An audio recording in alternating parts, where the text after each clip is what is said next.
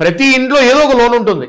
ఒక టీవీకో, ఒక ఫ్రిడ్జ్కో, కార్కో, బైక్కో, పర్సనల్ లోనో, క్రెడిట్ కార్డో, ఎడ్యుకేషన్ లోనో, హోమ్ లోనో ఏదో ఒక లోన్ లేకుండా ఇల్లు లేదు.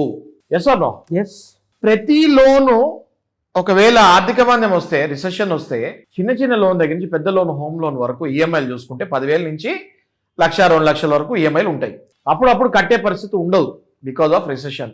జాబ్ పోతుంది, ఎక్కడి నుంచి కడతారు? వీళ్ళు ఆస్తులు ఉన్న వాళ్ళు అయితే ఈ లోన్కి ఎందుకు వెళ్తారు? వీళ్ళు అవును, వీళ్ళు ఆస్తులు లేరు కాబట్టే కదా లోన్లోకి వెళ్ళారు. వీళ్ళు ఉద్యోగం పోతే అదొకటే కదా సోర్స్ ఆఫ్ ఇన్కమ్.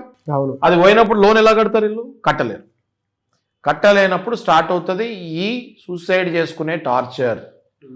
లిటరల్గా మీరు చెప్పింది చాలా కరెక్ట్. మనం ఎన్నో పేపర్లో చూసాం, ఇంతకుముందు గతంలో కూడా మాట్లాడాం మన ఇద్దరం కూడా.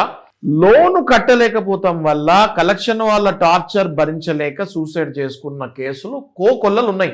ఇదే గనక ఒక ఇండివిజువల్ దగ్గర అప్పు తీసుకొని వాడు టార్చర్ పెట్టాడు, వీడు చచ్చిపోయాడు అంటే ఖచ్చితంగా అది అబెట్మెంట్ ఫర్ సూసైడ్ అవుతుంది. ఓకే, అంటే అవతలోడి మీద అబెట్మెంట్ ఫర్ సూసైడ్ కేసు పడిపోద్ది, అది 10 ఏళ్ళు జైలు శిక్ష.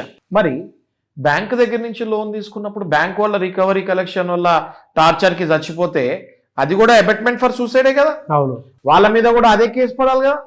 అయితే ఇక్కడ చాలా మంది అడగచ్చు, సార్ ఇక్కడ అంటే ఇండివిజువల్ ఒక మనిషి పేరు తెలుస్తుంది, అది సిస్టమ్ కదా, అక్కడ ఎవరి మీద వేయాలి సార్ కేసు అని రోజుకొకడు వస్తూ ఉంటాడు కలెక్షన్ వాడు, ఫోన్లో గంటకొకడు ఫోన్ చేస్తూ ఉంటాడు కలెక్షన్ వాడు. అంటే నేను చాలా క్లియర్గా ఒకటే చెప్తున్నా మీకు, డైరెక్ట్గా ఆ బ్యాంక్ ఓనర్ పైనే అబెట్మెంట్ ఫర్ సూసైడ్ కేసు వేయాలి.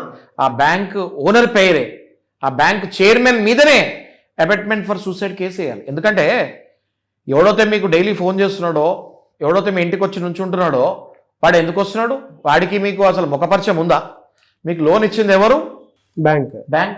బ్యాంక్ ఓనర్ పేరు మీదనే మీరు అబెట్మెంట్ ఫర్ సూసైడ్ కేసు వేయాలి. అంటే ఎప్పుడైతే మీరు కంపెనీ మీదనే ఆ కేసు, ఆ సెక్షన్ వేసి ఒకవేళ వేయకపోతే కంపెనీలకి ఇంకా భయం రాదు. కాబట్టి ఎవరైనా గనక ఒక మనిషి కలెక్షన్ వాడి వల్ల ఆత్మహత్య చేసుకుంటే, కానీ దానికి ఒక తగిన సాక్ష్యాలు కావాలి నాగరాజు గారు, తగిన సాక్ష్యాలు కావాలి.